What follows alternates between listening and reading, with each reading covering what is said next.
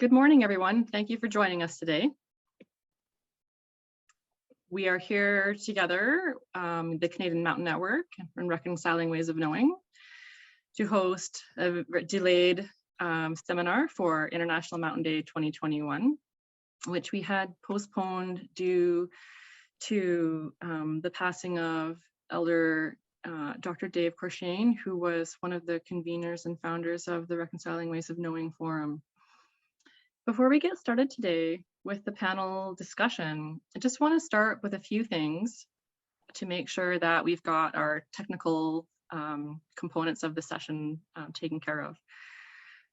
So we've turned off the chat feature, and we're going to ask you to use the Q&A at the bottom of your Zoom screen to put your questions in. And when we get to that portion of the session, the moderators behind the screen will help make sure those questions come to the audience.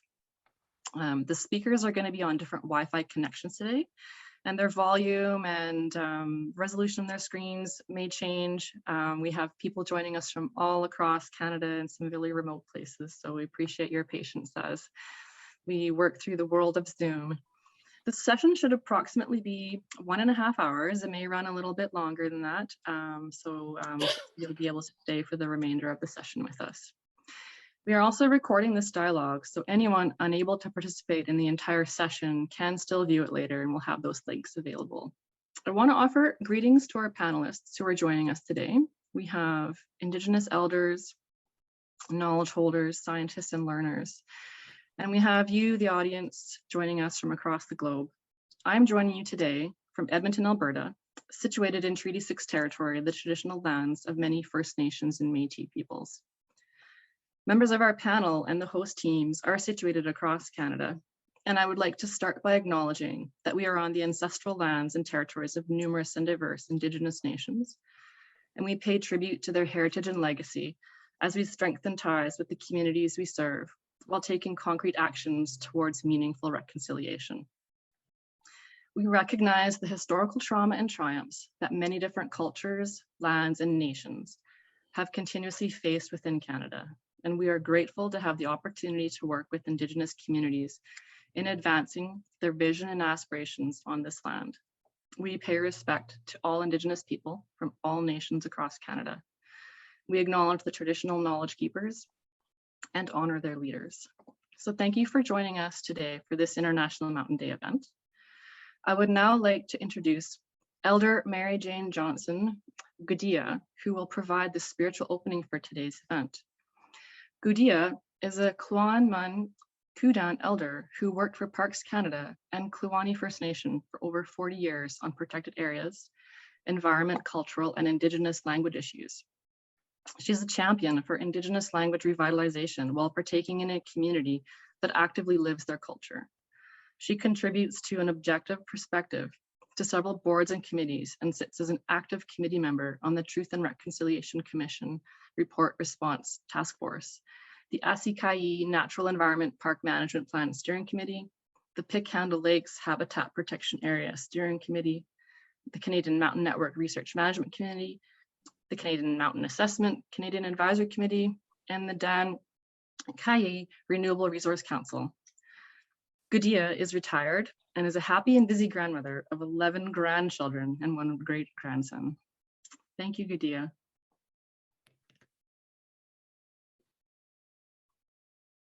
Leo Shokwasan Dan Che Uke Koche It's Anu Shokwasan Gudia Uye Guchenge Mary Jane Johnson Ama Toothlesson Uye Ama Guchenge Lena Johnson Uye Asua Gudia Uye Na Asua Sho Ina Uye Na. In my people's way, my name is Gudia. In the English way, Mary Jane Johnson. My mother is Toothlesson. My grandmother, who I am named after and who has passed, is Gudia. And my great-grandmother on my mom's side is Ina, and she has passed. By rights, I should be introducing on my mother's side and my father's side, as far back as I know, and this way you will know how I was raised, where I come from, and how I carry my name from my clan through the generations and have the honor of carrying that name in my lifetime. We would like, as Nicole had stated, to acknowledge that each of us are located on unceded and ceded lands of the First Nation nations, the Métis nations, and the Inuit nations across this country, Canada, and maybe other places in the world, that the people of the land there as well. There was an elder from Teslan. Her name was Virginia Smarch, and she said in very easy words to understand our place on this earth, that we are part of the land and we are part of the water. We are each caretakers of the lands and the waters on which we gather. And as more people travel around the world and settle into the gathering places of the First Nations, the Métis and the Inuit, there will be stress on those places. To be good caretakers, we must respect each other's ability to learn from the past by being present today, for a future where our strength will be each other. Our legacy will be communities where all the peoples have a place to be curious, playful, intelligent, industrious, creative, strong, where the winged, the finned, the four-legged, the two-legged, the rooted and flowing, all continue to thrive to be part of the next 7 generations. I wanted to share one last thing here, that as we think today in our conversations, that if we could step back from how we look at our land area and the waters, if we can step back from thinking of maps and the alphabet of the written language, and how both have viewed our the ways that we view and interact with the land and with the water. If you can think back to some of the first guidance from your grandmothers, your Asuas and your Asias, your grandfathers, think back to how they were speaking to you about place. Most of them were not speaking to you with a map or a book in hand. They were using their internal navigation, their teaching, and their sharing of stories of their knowledge and land and how to care for that. And that care has been passed down to you, if you remember their words. We ask that as we all come together here, almost like a big potluck, all of our trails all leading to where we are sharing this time and energy together in our lifetime on this day, that we continue to think about and care for all those that are in need physically, emotionally, spiritually, that we can uplift all of those people, making sure that ourselves are cared for as well. Tlahu Kuche. That's all for now.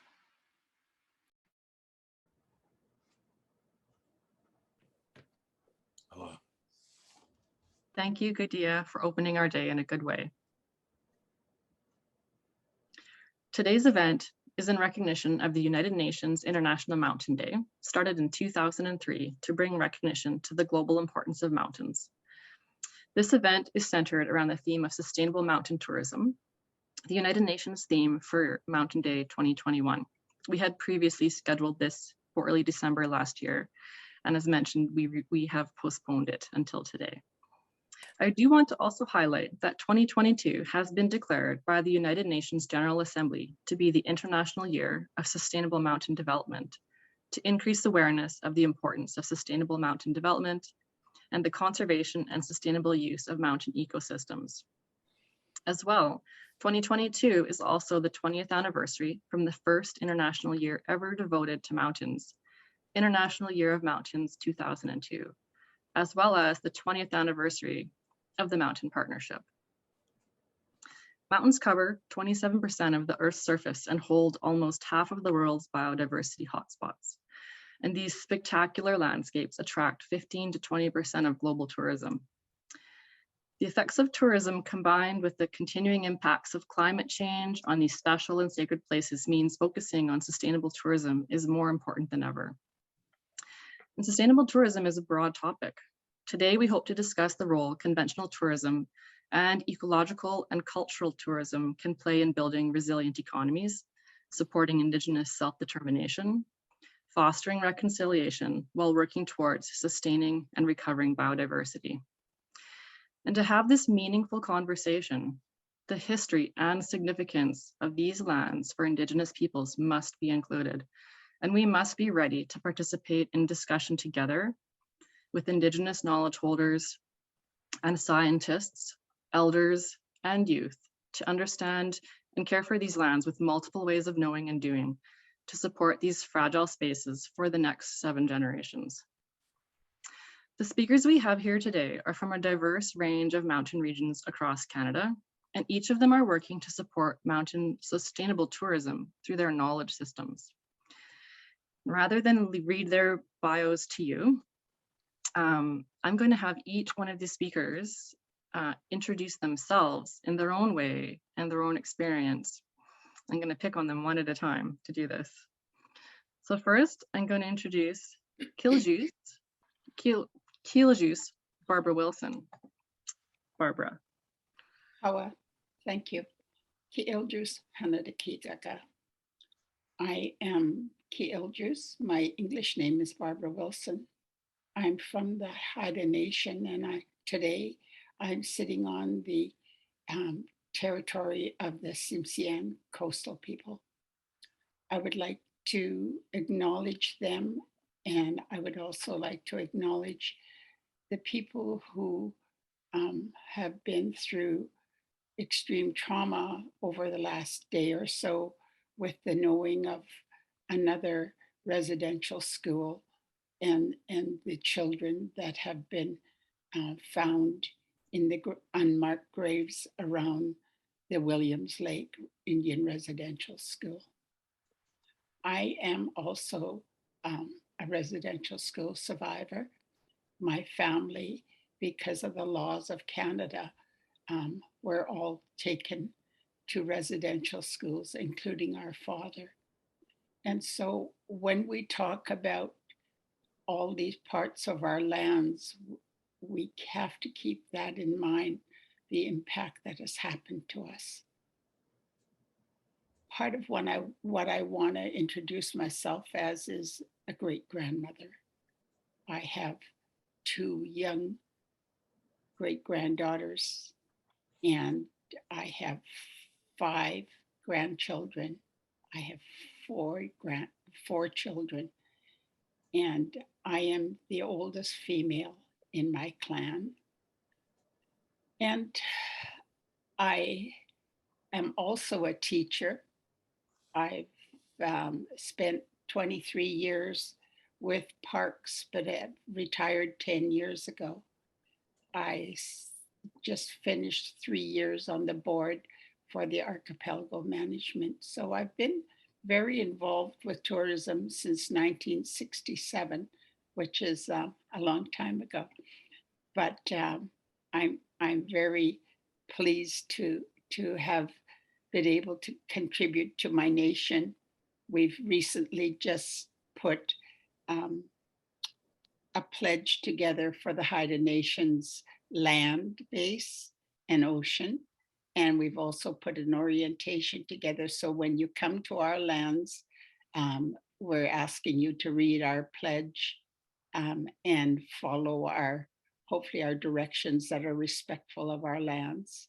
So my involvement with mountains, you know that islands are mountains. They're the tops of mountains. So we work very hard to protect our lands and our waters. And we are very aware that people love to come and see islands because they usually hold endemic species and different things. So we want you to feel that you can come to our islands, but we ask you to observe and respect our guidelines for existing or visiting our islands.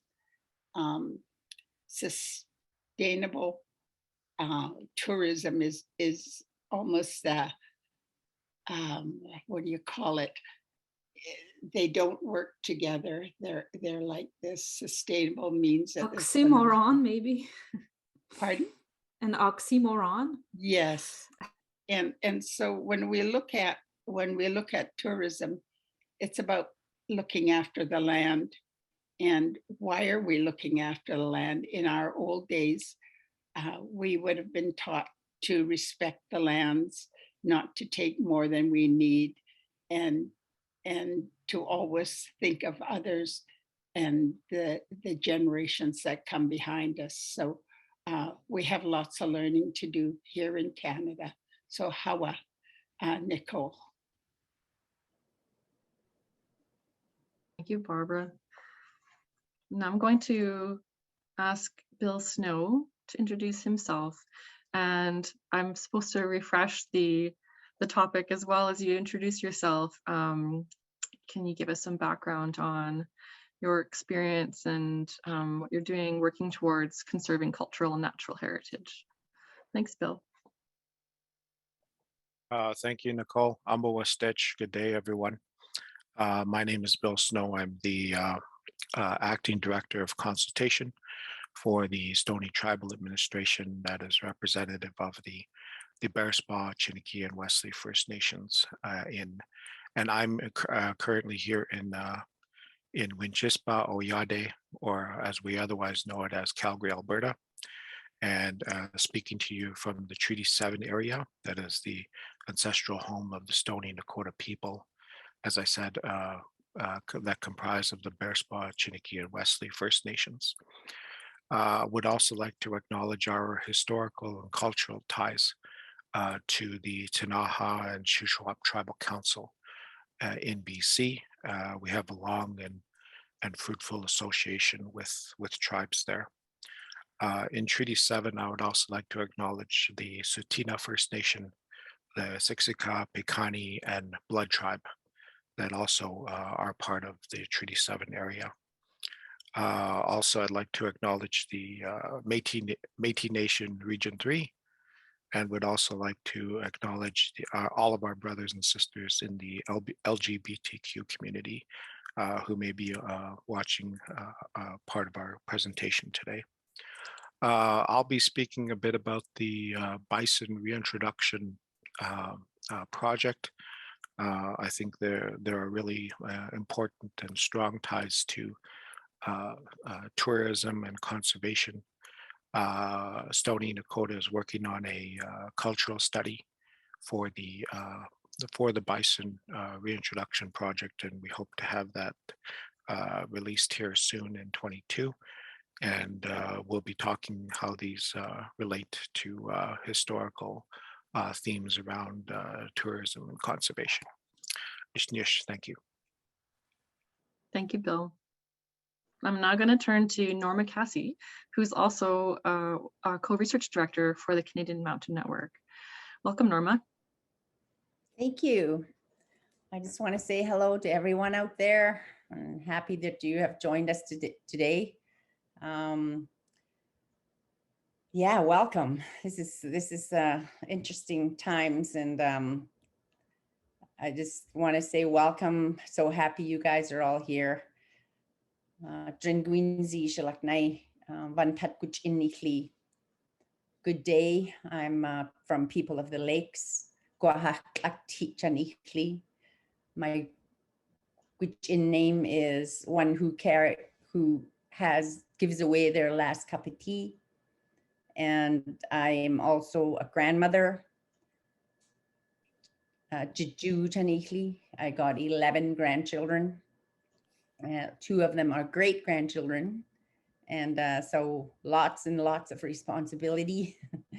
And I just want to say that I'm also part of the Indigenous Leadership Initiative, a whole bunch of incredible leaders across Canada who are working towards building Indigenous protected and conserved areas, and also to build upon the network of the land guardians across this country. And also, as Nicole said, co-director of the Canadian Mountain Network, along with Murray Humphreys and our other incredible team of the Canadian Mountain Network. So good morning and welcome. Thank you, Norma. I'm now going to turn to Isabel Falado, who is joining us from the east side of Canada. Nicole, bonjour. Hello, everyone. Thank you for everyone who's been speaking before me, especially for the very touching introduction to our talk by Gudia. It was really, for me, really meaningful. And following that, what I think brings us together today, or part of what brings us together today, is a shared attachment or love for mountains. Certainly is what I am bringing with me today. Mine was passed on to me by my father, Jean. He brought me in his backpack skiing in the forest when I was a baby. He brought me skipping school on fresh snow days as a child, and those very special moments really shaped my life, and now I get to pass that on to my own children. And so it also made me want to pursue that great feeling of being in the mountains and being in nature through my life, and made me, so I'm in Quebec City, not known for being a mountainous region. We do have mountains, but it made me want to live in different mountain areas around North America, including Whistler, Aspen, and then now that life in the mountains has become part of my identity through my professional life. It gave me a sense of belonging. It also introduced me to how great and how bad tourism can be. And I'm back living in Quebec City, and since I've been back about 10 years ago, I've started to study sustainable tourism as an undergraduate at first, and somehow put my arm in the machine, and now I'm just about to end a cycle and defend my thesis on Friday. That's concerning tourism, sustainable tourism, and innovation and authenticity in tourism. And so I speak or participate today as a student, as a researcher. I'm also a professor at Université du Québec à Trois-Rivières, where I teach and study leisure and local tourism, or local development through tourism, sustainability in mountains, in tourism, protected areas, nature-based tourism, mountain tourism. That's my passion. That's my field of interest, my closest field of interest. And that's through that background that I'm here, because I'm part of Canadian Mountain Network. I'm a non-Indigenous Québécoise partaking on this panel today, so from French heritage, and that puts me in a very delicate position where my own culture and nation has at the same time suffered and participated through systems and dynamics of the colonial and federal history of Canada. And so it's with great humility, but also with pride also that I'm here, and I thank everyone for having me, and I'm looking forward to our discussions. Thank you very much, Isabel. I'm now going to turn to Stephanie Yu. Bianani Nicole, Ublami elders, panelists, academics, practitioners, lovers of mountains, and everyone else out there in the wild world of Zoom. This is a bit intimidating for me. I'm fairly far away from everyone, so it's really excited to be part of this. My name is Stephanie Ewell, and I grew up near Ottawa, Ontario, on the traditional unceded territory of the Algonquin Nation. I am currently a settler in the Nunavut settlement region. I live in Powlatuck, Northwest Territories, on the blizzardy shores of the Beaufort Sea. Many of you will think he lives on the tundra, on the barren lands. Well, it is barren lands. There's not a lot of trees up here, but I'm surrounded by beautiful rolling tundra hills. So I may not have the Adirondacks and I may not have the Rockies, but I certainly have this beautiful landscape that everyone should see, but sustainably, of course. That's what we're here for. I'm very honored to be part of this panel for two reasons. One, I'm a mad tourist. I love being a tourist. I have spent countless hours in the backcountry all across the world, and particularly in the Northwest Territories, where I'm very fortunate to literally drink out of streams in the Richardson Mountains, in the home of the Satu, Dene, and Métis. I've been able to drink out of the East Arm, close to Lutzelkay. We have such a beautiful, pristine environment up here. But I've also been fortunate to break bread with a lone shepherd in the Swiss Alps and be able to absorb and understand and experience other people's cultures. So that kind of tourism where I learn and I absorb is so important to me. And mountains are a part of the fabric of our humanity. They're so important. Like us, like humanity, they're constantly changing and adapting to their surroundings, and yet they remain so rooted in their place. Their stunning spaces and their remarkable people that live there remind us of the strength, resilience, and beauty of nature, but also of the people that make mountains their home. I'm also really honored to be here because I'm a practitioner. I hold 2 degrees in tourism and parks management from the University of Waterloo and Texas A&M. But after graduation, I followed the calling of environmental education, largely in parks. In search of the ever elusive full-time job, I went from Ontario Parks to Alberta Parks to Texas State Parks to Northwest Territories Parks, and now I reside with Parks Canada. So I've been at this over 20 years. I've been lucky. My job has been to raise awareness within people of the natural and cultural environments, because for so long we separated them, but they're intimately intertwined.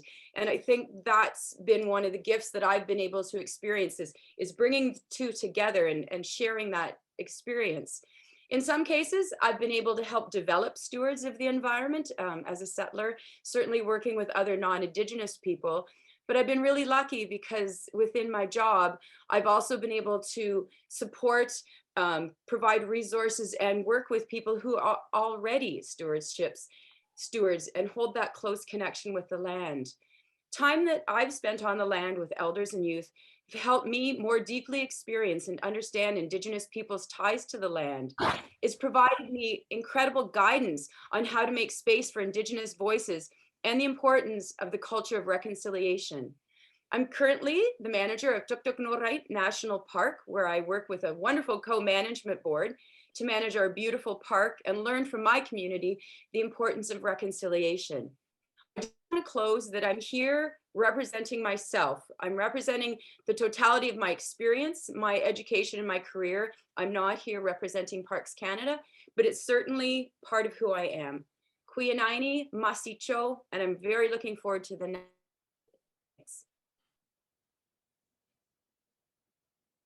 Mute. Thank you, Stephanie. I'm now going to invite Kilslai Kajisting, apologies, Miles Richardson to introduce himself. I'm Miles Richardson. I'm from the Haida Nation. My home nation is the same as Killjuice, Barb Wilson. Very proud of the work that she's bringing to this table and has brought to this discussion about how we best give effect to our stewardship responsibility as the humans of our particular territories, and have developed the modern approaches to protecting and interacting with these areas in our respective nations. As Norma has pointed out, and others here, that Canada is moving to adopt that same stewardship ethic that have ensured that Indigenous people have thrived in our territories for millennia, for hundreds of generations, and Canada would do well to pick that up. One thing I want to spend my time doing is remembering Nigani Aki Inini, one of the conveners of Reconciling Ways of Knowing. That's Elder Dave Corshane, who's worked with myself and Dr. Nancy Turner and David Suzuki as the key conveners of Reconciling Ways of Knowing, bringing together a dialogue between Indigenous traditional knowledge and science, the basis of the Western way of being.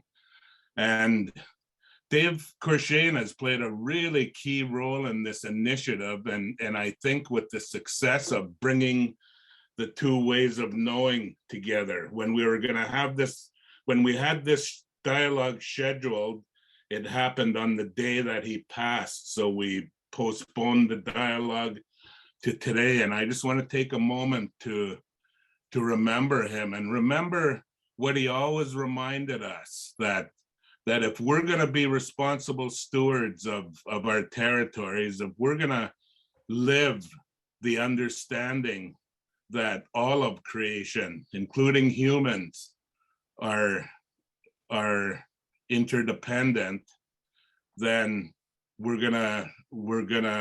best served by doing those things and beginning with proper ceremony. And he was very strong on that and brought that knowledge forward from every one of our nations. And I believe that's one of the reasons that we're still strong and thriving today. So let's just take a moment and remember Dave Corshane, the founder of Turtle Lodge, if you would, please.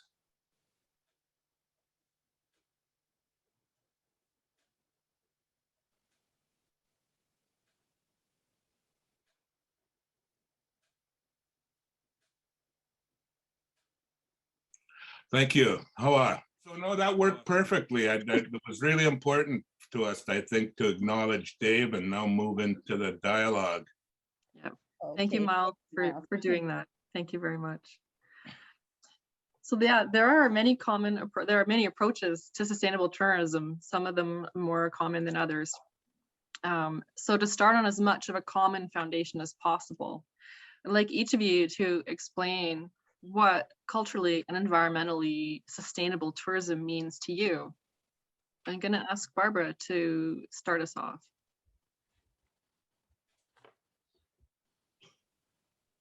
Sorry, I had myself on mute. Sustainable tourism, as I mentioned earlier, is an oxymoron to me.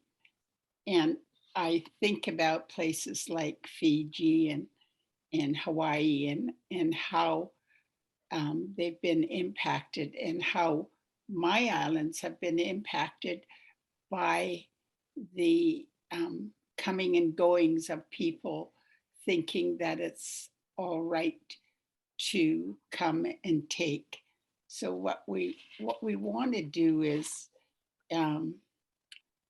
find ways that people can come and visit and learn what respect means in the context of the places that we're in. For many years, I wouldn't go to Hawaii because one of my Kanaka friends said to me, if you love our lands, don't come. And that really hit home. And so when I look at tourism and the impact that it has on not just the land, but the people and all different parts of it, I struggle. I struggle because I see if you don't have limits on how many people can come at it at a certain time, how the grounds get beat up, the lack of privacy that locals have. And that's not just First Nations, it's people who have pioneer or settler history with us. And how hard that is on everybody, because we used to be able to go to the beach, any beach, and have the family there and play all day. And now we have to move sideways and make room for visitors. So sustainable means that we're going to look after it for other generations. And so it means that not just the locals, but especially the people who come to visit us need to know where they can go, how long is respectful, and what is acceptable in cultural aspects. So in our homeland, we have potlatches, and potlatches are the final legal step in making something known, and it's a private affair. And so when people come to our homeland, we don't want people to think that they can just come because it's a traditional happening. It's a very legal aspect of our world, and we want those kinds of things to be sustainable for our people and to be respected by people who come to our lands, and not to come to our potlatches unless you're invited. So that would be sustainable for me. Hawa. Thank you, Barbara. Thank you for helping us understand the history and impact that we have in tourism. We're now going to turn to Bill Snow. If you can help us understand what culturally and environmentally sustainable tourism means to you. Ishnish, thank you. I think that, again, I would agree with Barbara that we're dealing with, in a sense, two sort of opposing ideas around what we see today as sustainability and tourism. And I would add in conservation for that matter. Yeah. I think that here in one of the projects that we're involved with is this bison cultural study that began in 2017 and is a 5-year pilot study. And we're at the, right now, well, back in 2017, the herd started out with 16 head of buffalo that moved from the Elk Island National Park area to the Panther Dormer sort of northeast section of Banff National Park. The herd's doing good. They're up to about 60 head, and they're adapting very well to their new home in the Panther Dormer area. I think one of the things that we're trying to do through this study is to better understand not only how wildlife are managed and how landscapes are managed, but I think we're also looking at and better understanding the traditional knowledge aspect. The traditional knowledge aspect that's really missing from the program today, from the bison reintroduction program. And I think we're in this beginning phase of bringing together these two world knowledge systems, these two worldviews, Western science and traditional knowledge, Once we get to a place where we can have interaction, where we can bring both of those knowledge systems together, I think we can then look at ways of it, the project really being sustainable over the course of time. That is not just dependent, we're not just dependent on science in how we manage herds or landscapes or the environment. We're looking at cultural practices as well. And I think that's the aim of a lot of Indigenous study that's going on, and very much thankful to the Canadian Mountain Network for funding these types of studies. I know from my own experience, it's been very, very difficult to get funding to do these types of studies, especially in the important cultural and sacred places on landscapes. So not a whole lot in the last 100, even 50 years has been done on these traditional knowledge studies from the First Nations point of view. So really timely and important, and it's good to see that that's happening. And it's good that the UN, with their declaration on the sustainable mountain development, I think it's timely that we're seeing all of the work that's being done also within the Canadian Mountain Network. Thanks. Thank you, Bill. Thanks for helping highlight for us that there's a really large gap in the history of being able to bring Indigenous knowledge to the forefront. I'm now going to turn to Isabel Falado to help us understand what culturally and environmentally sustainable tourism is for her. Thank you.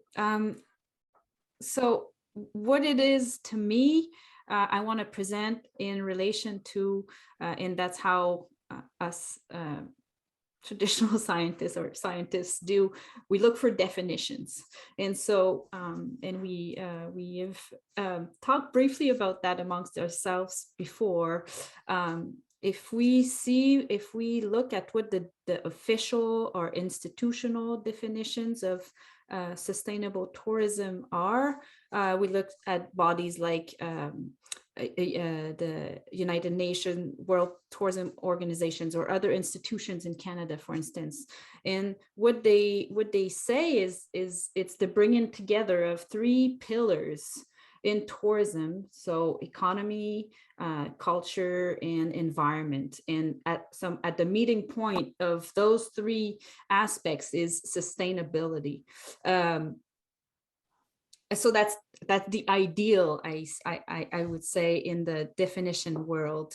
But what's more important, I think, is what's the purpose, and why do these bodies use definitions, and why do they define sustainable tourism like that? And to me, when you read through documentation, it's not for sustainability of the planet, of the society, of the people. It's for sustainability of tourism. That's the mission of United Nations World Tourism Organization, is to make tourism important in the world.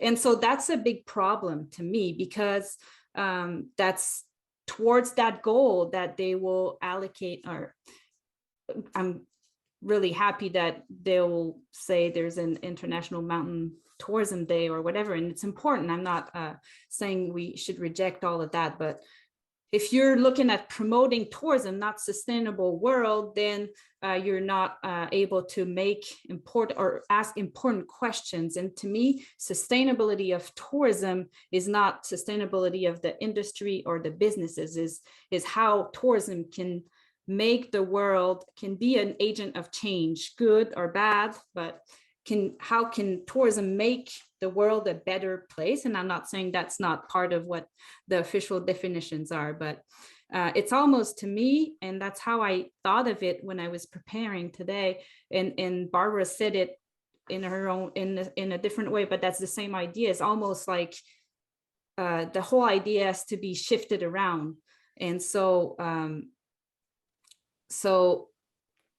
and to reverse the thinking about it, the reverse what's the mean and what's the end. The mean is not tourism. It's not the economic gain from tourism. It's making people better, having an environments. And so when you say they don't go together, they're an oxymoron, sustainable tourism. I think to me, the more I think and study tourism and sustainable tourism, the more elusive sustainable tourism becomes.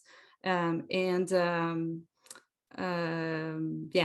that's what I wanted to, and so yeah, the more unlikely even maybe it becomes. And like Barbara mentioned, since I've studied for now 10 years towards my PhD, I travel less and less, which is maybe ironic and maybe not what we would wish for, but yeah, thank you.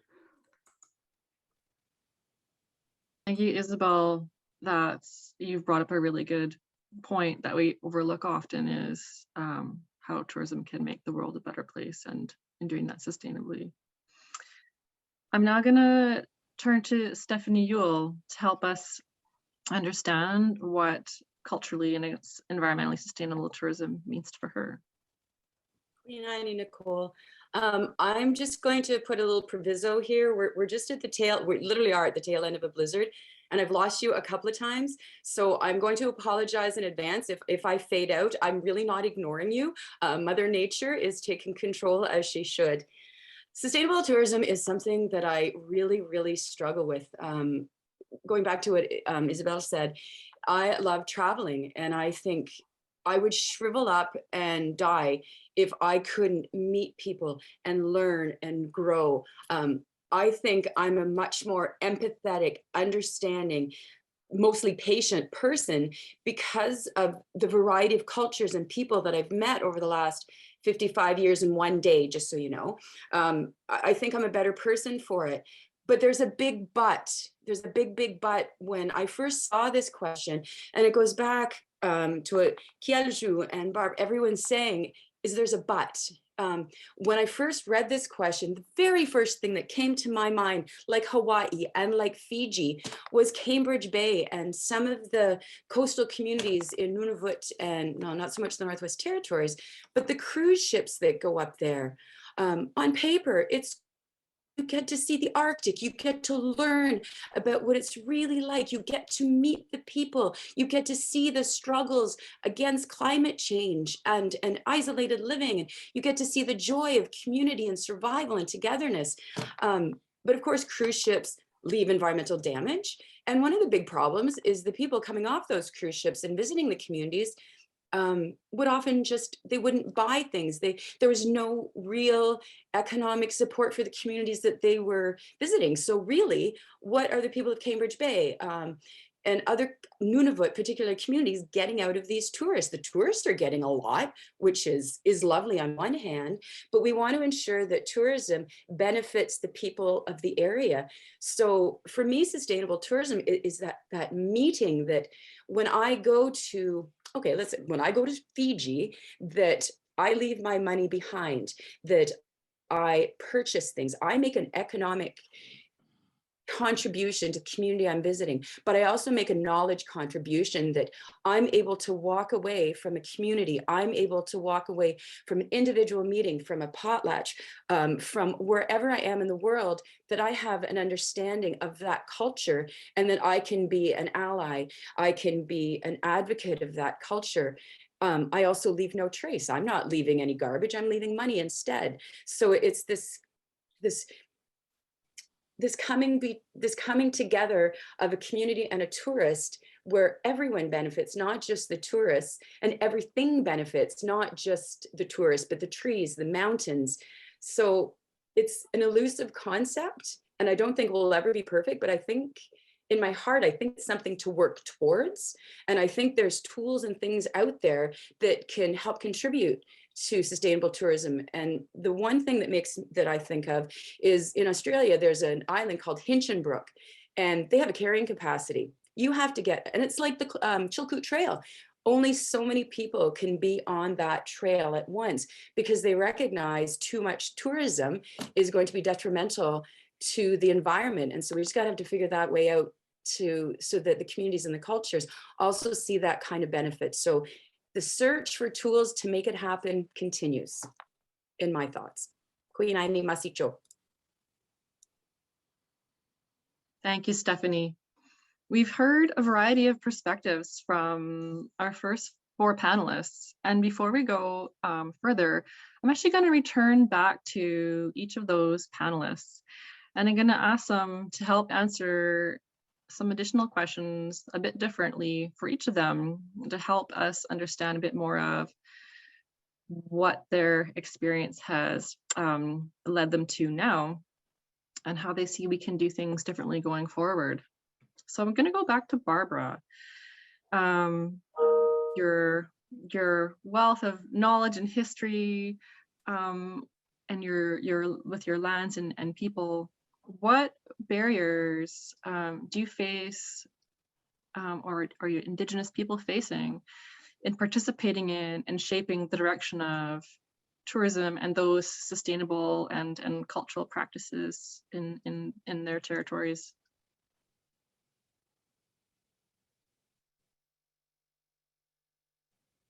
Oh, did we lose Barbara? Oh, you're on mute. There, I did it. I'm challenged when it comes to the electronics. So barriers. I think one of the biggest barriers is the lack of having a say when these places were originally set up. You know, you think about the types of things that have happened when it comes to economics, the idea that everything's there for the taking, you know, that's not how our worlds work. And so when you look at the barriers, it's a governance barrier. Here on Haida Gwaii, when we were first working at protecting what was called South Moresby at that time, we looked at Kilsley Kadjisting, who was our leader at that time, and he and the young people of our nation decided that there was enough logging happening in the area and the impact it was going to have on our food sustainability. So they woke the rest of us up and said, whoa, we got to stop this. And so they did a peaceful protest, and they eventually saved the area, not without a lot of personal sacrifice. And they established in 1981 the Haida Gwaii Watchman program, which was a volunteer program. And it was recognizing that we had to look after the area, which wasn't being looked after. It was just the trees were being removed, the fish were being removed, all our traditional foods were being impacted because of the fisheries law and the Indian Act. So the lack of governance, the lack of conservation, the lack of being able to go out and use our lands because of the Indian Act, those things all had huge impacts and diseases. As you see today with COVID-19, our people were heavily impacted, the same as everybody's being impacted today. We went from more than probably about 30,000 people to less than 600. So the transference of our knowledge to our youth through the impact of residential schools and other methods of separating us from our lands had huge impacts on the sustainability of our areas. And so I think that those barriers are barriers that we need to address today. The transgenerational impact of all that and the healing that needs to happen within all First Nations around the world is a very question that needs to be addressed and looked at, because when you look at terra nullius and you look at doctrine of discovery and where it came from and what it's done to the world, it provides us with lots of food for thought, and the kinds of barriers that have been put in front of any person that didn't have the same religious way of saying Hawa to the Creator, and or looking after the land. And so those are the barriers that I see that still prevail today. Hawa. Thank you, Barbara. I know you mentioned the role that Miles had in that history. Miles, did you want to take a moment to comment on that? Just look at how Killjuice just cast this struggle. You know, if you think sustainable tourism is a oxymoron, or it's competing forces, think of what she's saying and the forces behind those. Here we have an indigenous way of knowing that's based on an understanding that we're one with the rest of creation.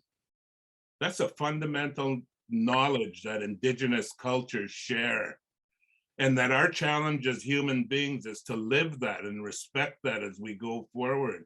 And then you compare that for the purposes of this discussion with the Western way of knowing, which is science-based, but is also based on those concepts that she referred to as the doctrine of discovery and terra nullius, where indigenous people are not worthy humans, not human enough to have rights, and the struggle between those. But imagine if we did away with the untruths in this struggle, in that situation, and brought in this common human understanding and stewardship ethic of we're all interdependent. We're all in this together as humans and the rest of creation. I mean, imagine the possibilities then. You know, I remember the times Killjuice is talking about when our people first started, you know, our people were facing the same thing the human race is facing today with climate change and biodiversity loss. It's an existential threat. We're not going to survive this if we don't change. And I remember when our people were facing the prospect of cutting all the trees, that, you know, our elders said they might as well move us to Europe or, you know, Siberia, or so, if they change our landscape, our life source like that, they might as well take us somewhere else. And so we got to stop, and we didn't know exactly. We knew we had to do it. And I'll never forget, one thing that we did is for 100 years, our people watched our title, our ownership of Haida Gwaii be ignored and pushed aside. In our old village sites, 40 villages were going back into the forest. People didn't live there all year round anymore. They were crumbling and going away. And our people started, under our own authority, started putting our own houses back up in our ancestral village site. You should have seen the effect of that simple act on our people. It was like a life jolt, an electrical jolt of life in our people that's continuing today. Just recognizing the truth and assuming that responsibility, and implementing that is still our objective. And, you know, we've run into problems along the way, but the trend and the push is still the same. And I think it's a human opportunity. It's something that we as humans need to do. That's our challenge in front of us. None of us on our own are going to be able to do it. We've got to do it together and accept that stewardship ethic. Imagine if tourism became people in their place hosting visitors, if that's what it became. You know, instead of making their beds and serving them a cocktail, you welcomed them and you showed them who you are. You showed them your culture, your way of being, your way of interacting with your place. And you showed them the natural features of your home and explained that. I mean, it would be awesome. There's so many opportunities along those lines, and the experience of our people that Killjuice is laying out is one option. Every one of us as Indigenous people has our story of that journey. We've got to adopt it as a human journey. Thank you, Awa. Thank you, Miles. There's a lot of great discussion being built here, and I'd like to have Bill help us further understand.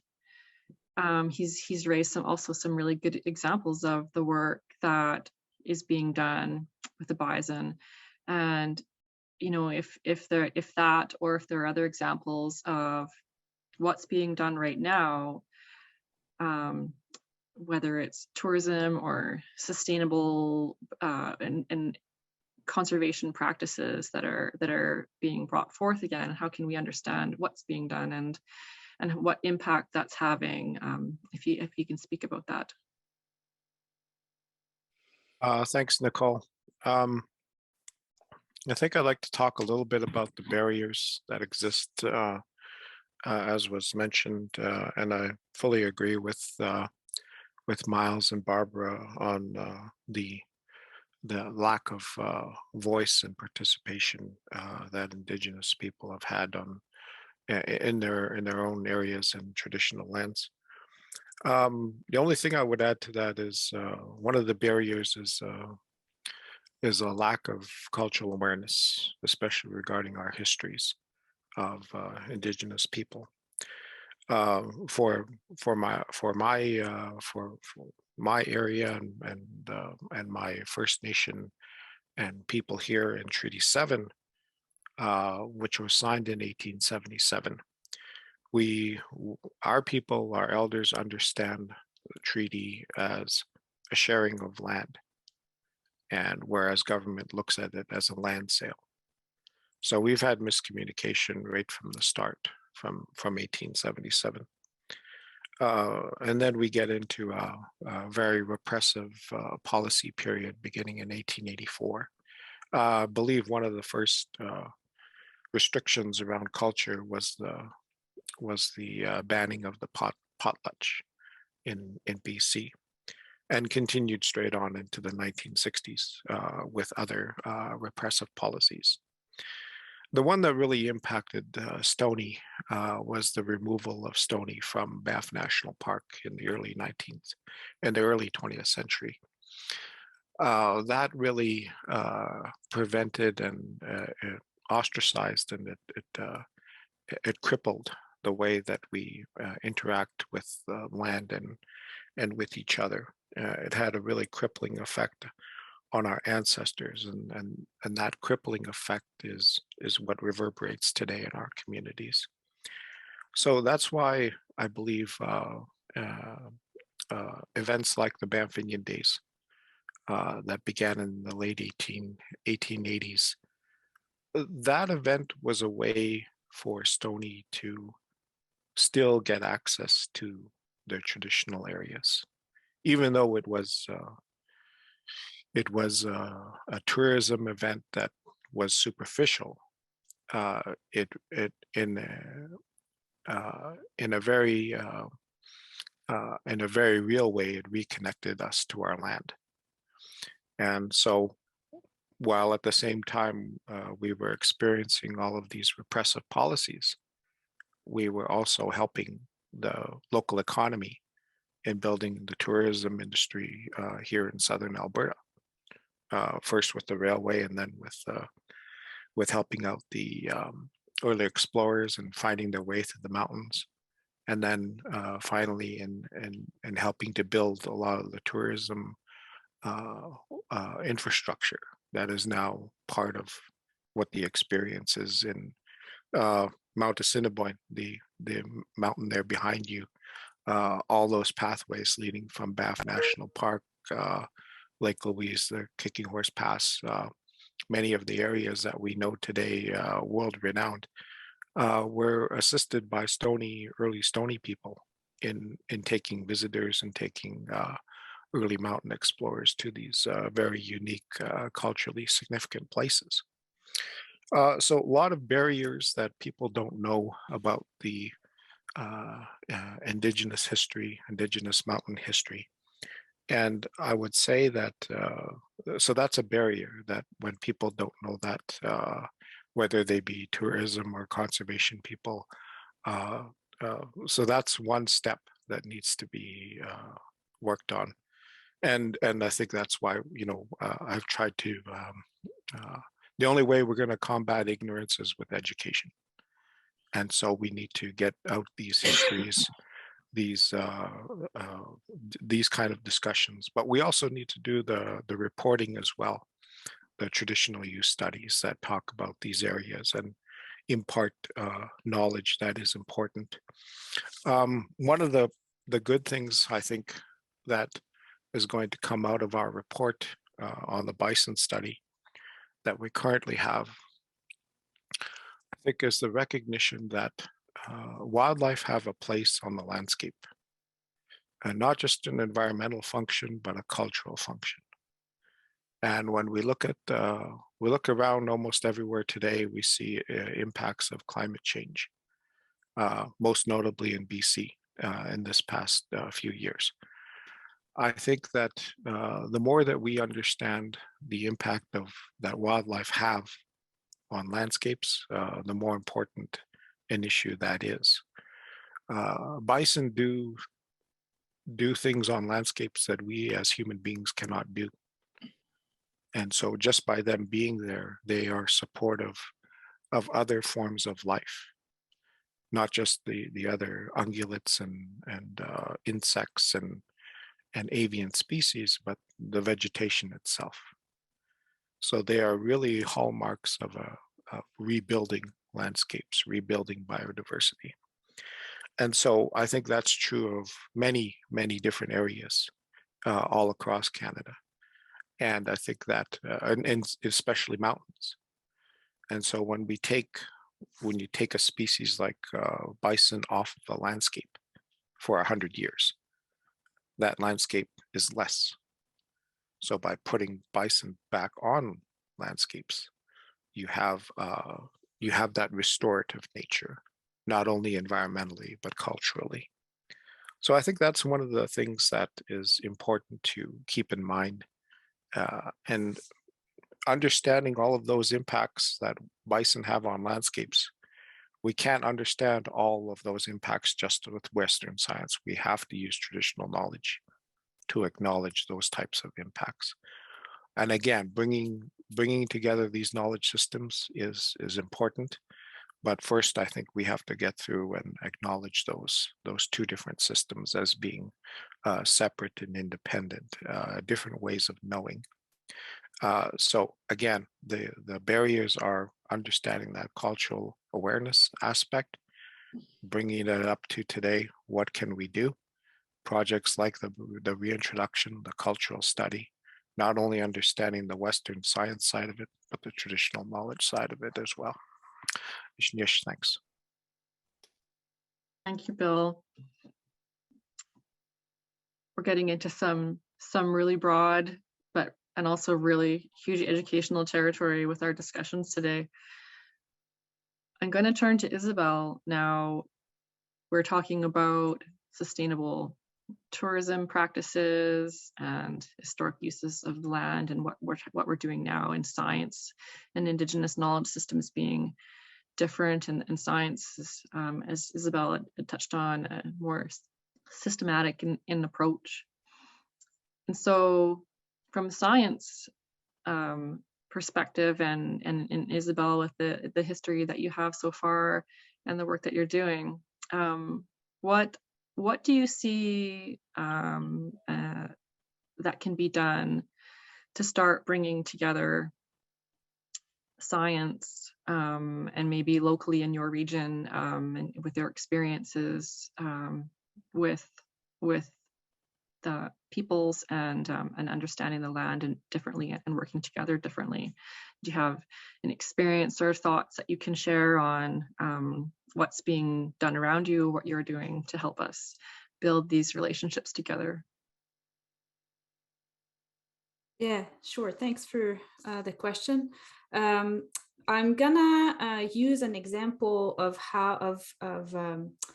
how different ways of knowing are also part of science. So science is really diverse anyways, but I think that one really beneficial and really contributing aspects or element about considering different ways of knowing. So whether it's indigenous or non-indigenous or other opposing ways of building knowledge is bringing into light something that's not often, or that's not enough acknowledged in science, is that there is perspective in science. There is non-rational in science, even in hard science, that I would argue. And so, excuse me, through the research project we do with Canadian Mountain Network, and then I'm part of, we're based out of the Mount Orford area, which is a small mountain in southern Quebec. And one of the sources of information that for me was a breaking point in that project, but is now also very important part of how I conducted my thesis, for example, is this movie, this documentary called, and the title's in French, Le Vieil Indien. And so it would translate to the Old Indian, I would assume. And it was made by Marty Knadatakus Meunier, which is, he's a resident of the Mount Orford area from Indigenous, he's Indigenous himself. He's also a scientist, but he's an artist. And so he made this movie, and in this movie, he uses art and he brings, in his art, he brings together science, history, poetry, images, of course, to make his point and to contribute to the understanding of Mount Orford, and his work is a testament. He's honoring Mount Orford, the history, the ecosystem, the artists, the different heritages that are intertwined in the area. So Indigenous people, but also people from French-speaking and English-speaking heritage, and that's really like, it's really embodied in his movie. And to me, it's really touching, because the word or the title Le Vieil Indien is meant to that was the name that some people, French heritage people, gave to the mountain in the past, because they would see a silhouette in it. But it's also referring to the main character of the movie, who was expropriated, whose family was taken away from the land when they created the national park. That's some of the themes that Bill mentioned, and it's happened to and it's happening to people from all around the world, including here, of course. So through tapping into art and into these intertwined ways of knowing embodied in that movie, I recommend you watch this movie if you're interested. I don't know if probably you can find the movie subtitled. But that to me is in itself a really great example of how art can contribute to science, and how different ways of knowing can come together to really be great tool for transmitting knowledge at all levels. And I will finish with that. More interestingly, that movie is put available on the internet for free through Tourism Memphre Magog, which is the local destination, tourism destination marketing body, if I would say. So that's a contribution of tourism to knowledge and to using that diversity towards a good, and that was the desire of the artist, that it would be accessible for free, and so yeah, that was one example that I wanted to use to illustrate how that how different ways of knowing touch my life and my work. And the other really, I think, inspiring element I would mention is I am also I teach tourism classes, and in my classes, students are amazing. They're an amazing source of knowledge for me, and we're able to build together, and they're really interested in diversity, and that includes so in my tourism classes, Indigenous tourism and Indigenous contribution is one of their preferred or most sensitive and close to their heart subjects. And so just recently we had a conference with people from a regional park who's putting forward a development project, and they brought to the discussion some contradictions in the way Indigenous peoples whose traditional territories are concerned by this project are not systematically involved. And I think that's a great contribution to also different, so from the students, so the future generations. And I thought that was one of the ways that, in my experience, it gives me hope, I guess, that we're making some progress. Thank you, Isabel. I'm now going to turn to Stephanie, and I'm gonna change the question a little bit. So I hope I don't throw her for too much of a loop here. But we're hearing today a lot about what we need to do to support Indigenous knowledge and Indigenous people in as stewards of the land and in sustainability and conservation.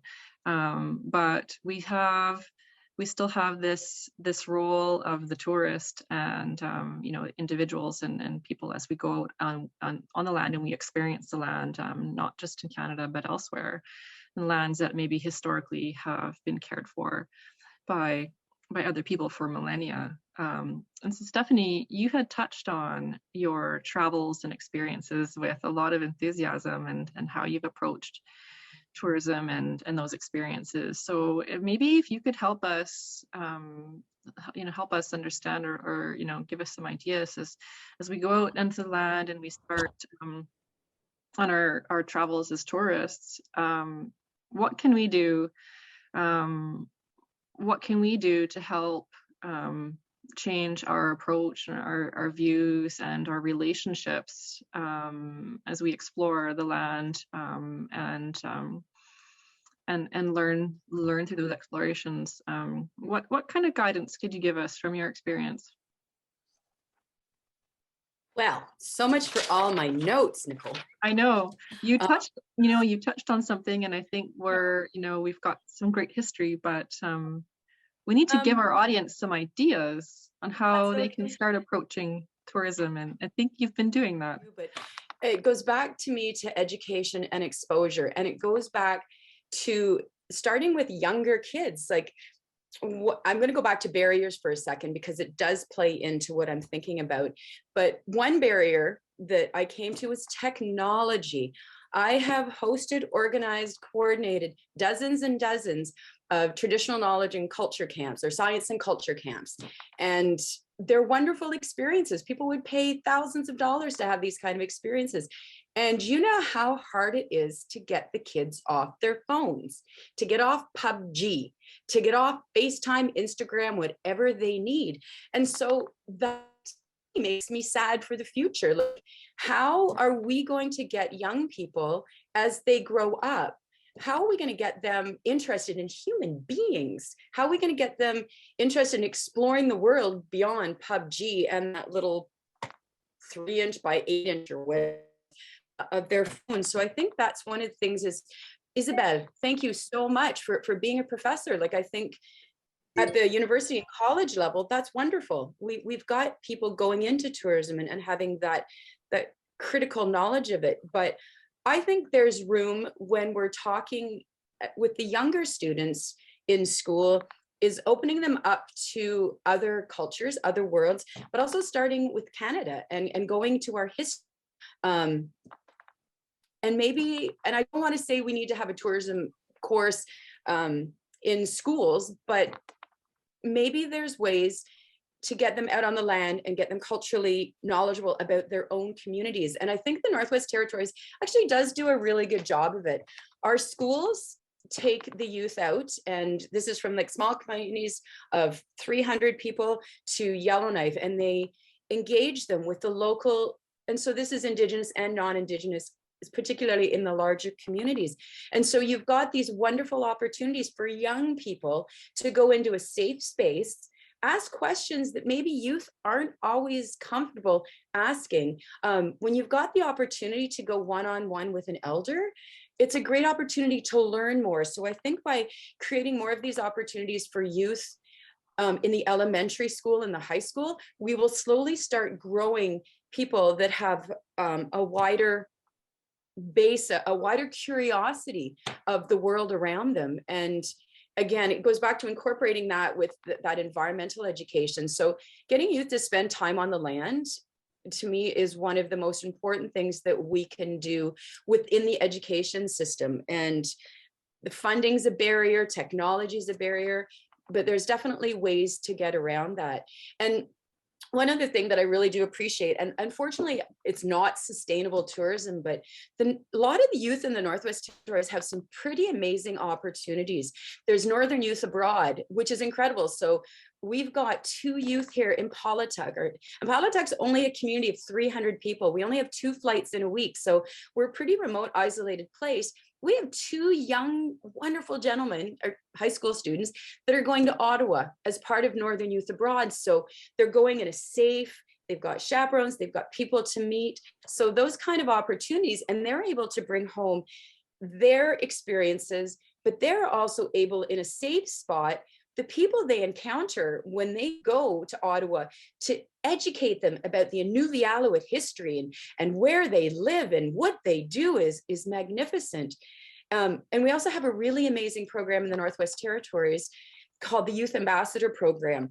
And so what happens is we gather 50 youth from across the Northwest Territories, and they come down here, well, they come to Yellowknife, and they get about a week's worth of training. And the training is communication, it's about tourism, it's about customer service, it's about traditional games. And what happens is those 50 youth, or 25 or however many, when there's a big event, so some of the youth ambassadors that I've trained got to go to the Olympics, they get to go to the summer games, like they travel and they take their culture with them, and they're there to educate people and also learn. So I think providing those kind of opportunities for that cultural exchange, I think exposing people to different cultures through programs like On the Land camps, through Northern Youth Abroad, and cultural exchanges like that benefit everyone. It's not always sustainable, but hopefully we can develop younger people and educate them to be sustainable as they grow older.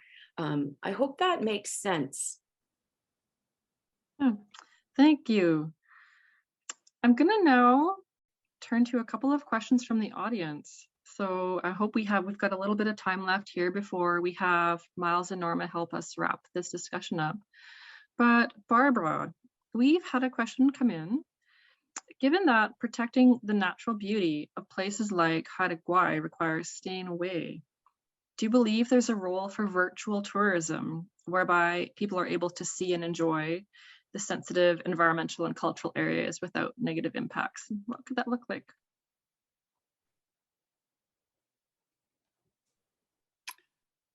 Thank you for the question. I think there is a place for virtual tourism. We've had to adapt our way of looking at things, as we know, because of COVID. And so this electronic world that we're doing this talk in shows you the possibilities. And I think that doing university courses and that Isabel has spoken about, and being able to show people things we have on Haida Gwaii. We have young people who are involved with making films and recording our history, so that with permission, with the agreement of our people, those kinds of things could be shown, such as our governance. We have the Council of the Haida Nation. All those different aspects of Haida Gwaii could be made available. We have a communications department in the Council of the Haida Nation, and we have the Skidegate Band Council and Old Masset Village Council, and they all have communications, or people who can put those kinds of things together. But I'm not against tourism. I'm not against people coming to Haida Gwaii. What I'm against is the disrespect that comes very often with it. You know, I travel quite extensively around the world, and I have a real appreciation for the people who open their parts of the world, and I think that respect is the thing that needs to be built, and asking permission first. You know, think about it. It's our home. We open our doors. How would you want your home treated? If this was your house, how would you want your house treated? And if you take a look at these places where we've lived for thousands and thousands of years, remember, it's our house. And I wouldn't want you coming to my house and throwing your garbage on my floor, or taking all my food out of my fridge, or just trashing places. We love our land, we love our ocean. We want to have it for future generations. So if you think about it in that aspect, and yeah, we could open the window and let you look in through electronics, and that might do it, but think about respect, and think about what disrespect does. Hawa, thank you. Barbara. I have another question here now. I'm going to direct to Bill.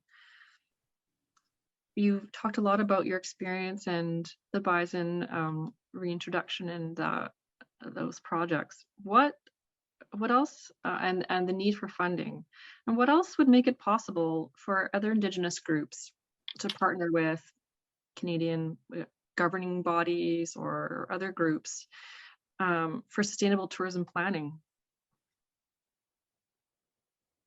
Thanks. I think there's one piece that's helpful, going to be helpful, is we have to reimagine tourism. Tourism really comes from a colonial mindset of we do one thing at this place, we do our learning over here, we do our work over here. It's all very siloed, the way that we look at land from a Western science perspective. And so when I say that we have to reimagine tourism, we also have to reimagine conservation. And I think that's where we are at the very tip right now in terms of understanding those two world knowledge systems, the Western science piece and the traditional knowledge piece. Tourism has turned a lot of sacred sites into money-making ventures, many times at the cost of the cultural and spiritual aspect of how Indigenous people see landscapes and see their traditional lands. So before we get too far down about trying to find that solution for tourism, I think what needs to come first is we need to reimagine tourism. We need to reimagine and understand and basically come to a newfound respect for land, respect for waters. Um, a lot of places, especially in the mountain parks, these are life-giving water sources for all of us. And yet we treat them like swimming pools or fishing ponds. And I don't think it should be that way, but that's the way it is.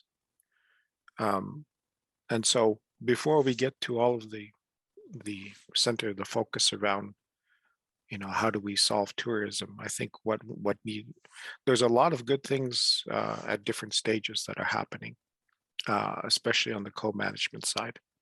I think that we've heard here today. But I think for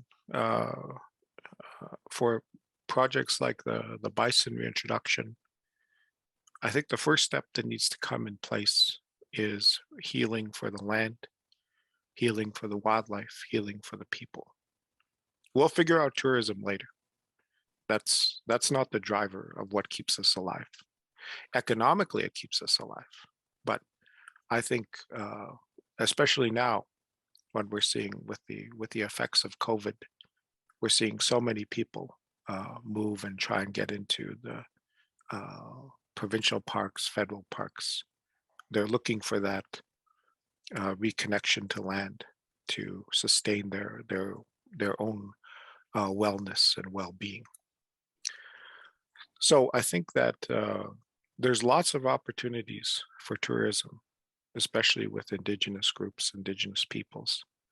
There's ways to do Indigenous tourism, but I think that cannot come at the cost of ignoring everything else. So for myself, what needs to come first is that healing aspect. This is why we were doing ceremonies at Stony. We were doing ceremonies in recognition of the bison reintroduction years before it started. This is why we continue to do ceremonies at events like Béafinian Days. Béafinian Days today is not what it was back in the late 1800s. Today it's a cultural event where we connect with our youth, connect with our elders, where we get to spend time in a beautiful place just outside of the town of Banff. Minerpa, the waterfalls, that's what we call that area. We go there to remember, we go there to reconnect with nature. The tourism part will come at some point, but what needs to happen first is our reconnection to the land, healing for the land, ensuring that those connections and that respect is there. In my mind, that's kind of where we're at. There's a lot of different kind of solutions around Indigenous tourism, everything from sharing languages to place names, understanding place names from the many places that place names that do not represent what the Indigenous people understand those places are. As I said, there's opportunities for well-being, forest bathing, and that sort of thing. There are ways to show that how forests are being more properly managed that I think people would be interested to see. I think there's ways to incorporate visioning and seeing places virtually, as we've talked about. And there's a host of other areas and services that could be part of the tourism experience. Right now, today, we have, you go into downtown Banff into a gift shop, and most of the merchandise is made somewhere else and imported into Canada. So we're living in a colonial system, and that colonial system can only move around so much. So the bringing in these traditional knowledge aspects, this understanding is going to take time. It's important that we relook at landscapes, reimagine tourism, reimagine conservation. We need to do it soon because there's impacts happening that I think that we all see, like climate change, that are going to affect us all. Thanks, Ishnish. Thank you very much, Bill. I'm now going to turn, we have so many questions from the audience, and I apologize, we will not have time for the rest of them. What I really think is important now is that we have our two conveners representing our two organizations, Canadian Mountain Network and Reconciling Ways of Knowing, join us in the panel with some final thoughts and some wrap-up comments and some perspective from their experiences as well. So I'm going to turn to Norma Cassie. If you can share your thoughts with us and experiences on conserving cultural and natural heritage through sustainable tourism and through the work that you've done. Norma's on with us still. Yeah, thank you. What an interesting discussion so far. People had touched on so many things. I just want to bring it back to, you know, how Dave and Miles and David Suzuki and, you know, a little bit of Canadian Mountain Network and had worked to create this forum to discuss and bring Indigenous knowledge through this forum. Reconciling ways of knowing. And I think that a lot of that came out today. I come from the North Yukon, way up there in the high Arctic. And not in the very early times when explorers came, then our people were always so welcoming. We welcomed anyone who came into our place. And our community right now there's 250 people approximately. And it's, of course, we all look at our homelands as the most beautiful places on earth because, you know, they're our homelands and we were born there, and they are very, very, very connected to who we are because we're connected to our homelands and our biodiversity. And it's also a fly-in community. And some of the tourists that come in, and we have no tourist facilities. We do have a couple of hotels and people have started things, but it's people come in and they're embraced by our community and they're given good food. They taste our food and they're told stories and things like that when they do come into our community. And then there's people who are starting now to create, you know, dog team rides and go watch the Northern Lights, which are really sacred to us, and they're learning about those things as they come. And I think when we think of, we use the word sustainability of tourism, I think where we're at right now is the sustainability of Mother Earth. Mother Earth is really, really tired. The garbage that's all over her, the things that are going on this planet, the crisis that we are in right now really makes me think about, you know, some of the panel members talking about bringing the youth together and educating them and having that responsibility to work together. The Indigenous Leadership Initiative in Canada has been working for years now that Miles and I are a part of, and many incredible leaders from across the country, Indigenous leaders, Dave Crushane was one of them as well, to begin the discussions of protecting and in creating land-based guardians and Indigenous protected areas. And so this is growing across the country, and in the process of reconciliation in this country, we need to clean up.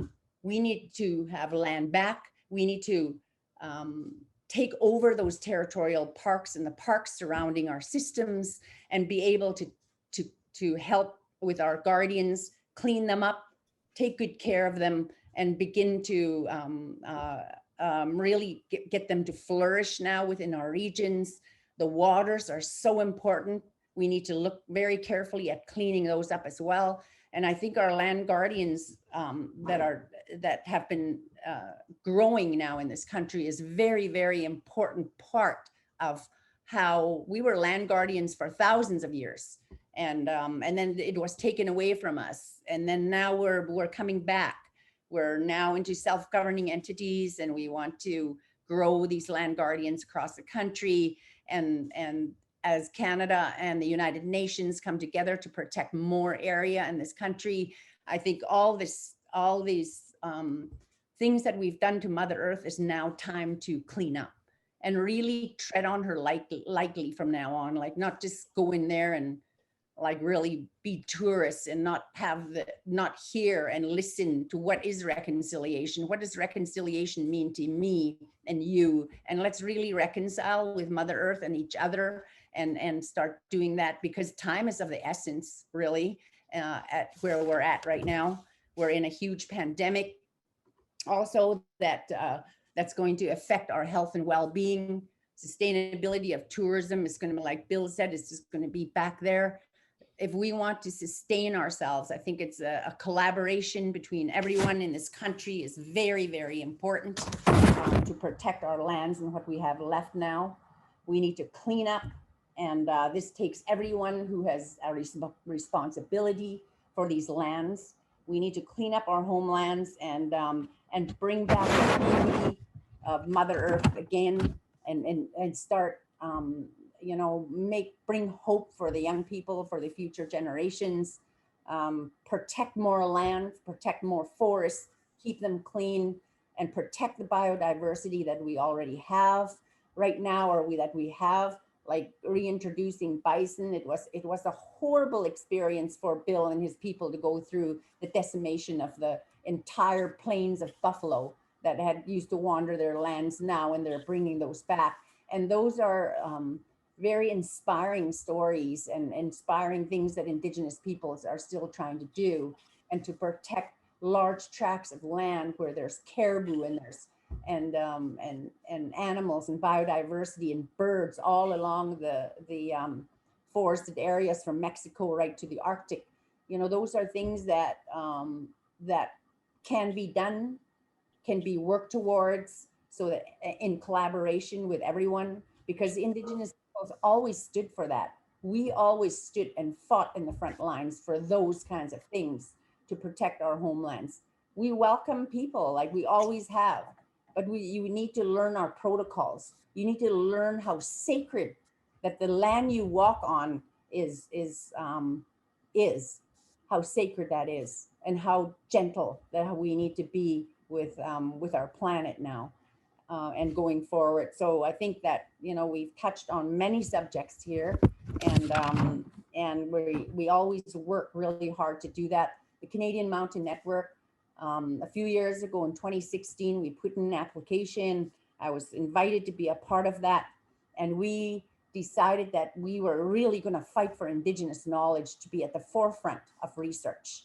And we fought, and we got $18.3 million, and we opened the doors for Indigenous peoples to finally apply to this grant to do research in collaboration with others if they choose.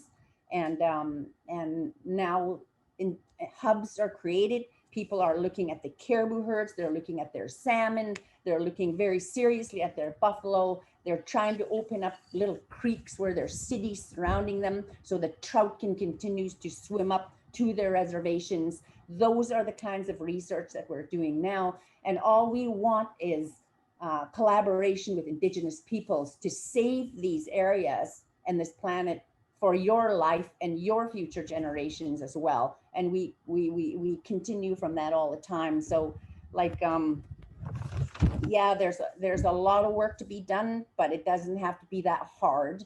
We just need to work in collaboration and work like we have the answers for sustainability going forward.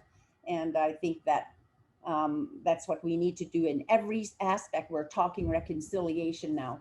This is very hard. And what we're going through right now as Indigenous peoples with unearthing our babies and things like that, like this is really, really hard for us. It's bringing up a lot of pain, and there's time when we got to walk together and take care of our land. And sustainability of tourism is a small part of that. But if we want people, like if people want to come visit our homelands, learn about us, learn with us, learn our culture, our spirituality, touch a little bit of it. We're open to educating youth from all diversity. And so, yeah, I just want to say that. Masicho. Thank you very much, Norma. I'm now going to turn to Miles and have him join in with his thoughts on our time together today. Miles. Geez, we should have had another hour. We have so many unanswered questions. You know, when we're dissecting or discussing the way forward on concepts like sustainable tourism, you know, I think Bill said it really well, that we need to reimagine our concepts of tourism and even conservation. The way we deal with those two concepts now comes from a Western mindset. And it was our intention in setting up this dialogue that we brought in the Indigenous way of knowing and the Western science way of knowing, because we need them both, but to have a serious, equal level dialogue between them to figure out the way forward. And you know, I really congratulate the Canadian Mountain Network for pushing this particular dialogue, because today's discussion has been so rich in terms of ways forward and opportunities to define in a broad and meaningful way how we might address this notion of sustainable tourism. But we need to do that. We need to step back and reimagine both terms. And a key to that is going to be, and one of the most effective ways that I've observed of doing that and addressing that is to realize that when we're talking about human societies and how we relate to each other in the context of our worlds, and those relations between all of creation that Indigenous people bring to the table, we need to look at it from that perspective and take advantage of the power and insight that focusing on specific situations and specific relationships that science brings us, that we bring those together and really look at what's the right way forward. But inevitably, it's going to come back to how we respect each other and how we relate to each other in terms of a governance sense. You know, that's essentially what our experience in the Haida Nation, when we didn't like the way our islands were being treated, taking just ripping out all the resources without any regard for the future or what the values of the people there are. We had to stop. That was the only option we had. But we've got to keep all those considerations on the table. And as we come to an agreement on the values and principles that are going to guide our decisions, on the objectives to which we're managing human activity for, which is the only activity we can realistically have a chance of managing, that we've got to do that in a consensual way by straightening out our governance. And right now, you know, Canada has committed to a nation-to-nation relationship. It's the right thing to do, and First Nations need to step forward, and Indigenous people are capable of this. You know, the most effective changes toward responsible stewardship that I've seen have been by Indigenous people stepping forward under their own authority, whether it be their own inherent continuing title or what their perception of treaty rights, that Indigenous people step forward and assert the proper way of being, assert the proper way of being based on their way of knowing. And, you know, you can call it, that's what happened with Barb referred to it as the English name, South Moresby, Guayhanas, which that's what our people did. We got tired of trying to negotiate. We just stepped forward and protected the area under our own authority. Soon the Crown came around and made a nation-to-nation agreement with us. I see that happening across the country today. I see up in the Northwest Territories with the Eastern Dene from Lustal Cay have said, we're going to protect Tai Dene Nene, a huge part of their traditional territory, and said, we're going to protect it under our authority. Canada, we're welcoming you to join us. And they found a vehicle that worked for them, an amended national park approach. It's a beautiful example. They're building an economy based on it. They're protecting their area. I see the Chilcotin have declared tribal park. I've seen the New Channels have declared tribal park here in BC, and there's many, the Buffalo Initiative in Alberta, where they're just going forward and bringing back the buffalo, which is an essential relationship to them. We can do these initiatives under our own steam, under our own authority. You know, we get groups like the Canadian Mountain Network and other allies across this country and internationally who have share those common values and objectives for us. We can muster enough force to make these changes. The proof is there. It's begun, and Canada has just, in the last federal budget, has put in place $2.5 billion to help these sustainability initiatives. That's the first show of some seriousness that Canada has shown to believing in and committing to this Indigenous stewardship ethic. We need to build on that. We need to take the initiative in our places, find allies, and build out these projects in a way. Look at the Indigenous Leadership Initiative has pushed for the establishment of a national Indigenous Guardians Network. Pay attention to that. Support Indigenous nations who are building their own guardians programs. Support Indigenous conserved and protected areas that Canada has put into. There's resources there that are going to enable nations to come forward. And you're going to see huge opportunities, and tourism could, you know, we'll refer to it as an economic component or an economic initiative. It's going to end up being much bigger than just economic. It's going to be cultural and spiritual and you know, just reminding each other of how we relate to our places. But there was a question earlier. I'm trying to fit too much in now. There was a question earlier about virtual tourism. Is there any hope for that? You know, in Haida Gwaii, we started figuring, once we got control over our islands and the values by which we related to it, we figured we needed to tell our story as Haidas about our culture and our place ourselves. We built a cultural center in Kyle-Nagai and in near Skidegate in Haida Gwaii, and we were going to just, you know, bring in scientifically trained curators and cultural scientists, and then we decided our own people are capable of telling our own story, and it's the best thing we ever did, I think.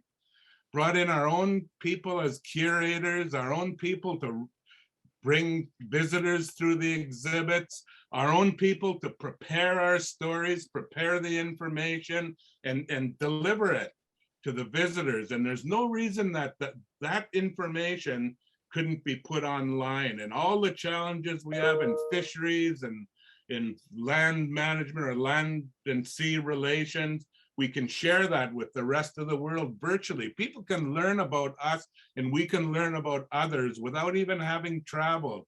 And if we do get lucky enough to travel to each other's territories, we can do it with, you know, having been briefed, having some intelligence about these other people's view of the world. And we can really then, I think, see how much we really do have in common. What an exciting conversation. Obviously, I wish we had much more time, and we will. Let's Canadian Mountain Network, Indigenous Leadership Initiative, all those on this webinar today. Let's continue to build these relationships. toward these objectives that we've discussed today, that we've shared. We've built a really strong foundation to do that. Thanks for participating. Hawa. Thank you, Miles. And I want to say thank you to all our speakers and attendees for sharing your time and wisdom with us today for this conversation. Tourism is such a broad topic, and it has different meaning and practice for many people. And tourism is place-based. Indigenous people are the ancestral caretakers and knowledge holders of the lands that many seek for tourism. And with COVID, that has obviously really increased as the world seeks to heal and survive during these times. So today we came together to start the discussion on what is really the tip of the iceberg on the topic of conserving cultural and natural heritage through sustainable mountain tourism. We're now going to turn to Gudea, who's going to help us close our time together in a good way. And Jay, Shonidan, thank you. When we look at how we are raised upon the land, we never take more than what you need. And you take only what you need to survive for yourself, for your family, and you leave others that live on that land the ability for them to care for themselves and care for their family as well. Right now we had some very big snow up here in this part of the world. We haven't seen snow like this for a while. Last year we had enough snow that it flooded areas within the Yukon River system on the upper headwaters of the Yukon. And this year there's a concern because of the amount of snow that is on the ground, again of flooding. So we're faced on a daily basis with these kind of thinking and of this kind of snow. I can't go out on the land without having a good pair of snowshoes because the snow is up to my up to almost my waist. I have to figure out bring in a shovel, and I have to have sand in my vehicle if I travel. These are expected things that I am dealing with in my life and others as well. What is unexpected is the continuation of how we're going to deal with this pandemic that we are in globally. We're living in a time when the Earth's nation have and are taking extraordinary measures to care for their people, care for their communities, care for their businesses. We should also have the time to reflect as we're sitting at home, as we're looking at new ways to conduct businesses within our communities, within our nations. And look at our ingenuity, our adaptability in finding new ways. We're not here without those abilities. We have evolved to where we are right now within our nations, within our communities, and we will continue to evolve and carry on. Look at your businesses and its role in your communities, and how that vision of short term and long term, how it fits into that thinking within your nation of 7 generations up ahead. When we look at terms of sustainable ecosystems and sustainable tourism within those ecosystems, we look at the benefits and impacts, but we also need to look at the goodness that each other offers when we provide hope to how we would like to continue to move ahead within our time here on Earth and care for the land and the waters, that they have hope as well. Kahu, good, show me then, finish. Thank you, Gudea. And thank you all for joining. We are honored to have shared this experience with you today. Good day. Take care, everyone. Shnish, thank you, everyone. Masicho. Wow. Oh, everyone. Stay safe, Take care. everyone. Thank you. See you all in a few minutes.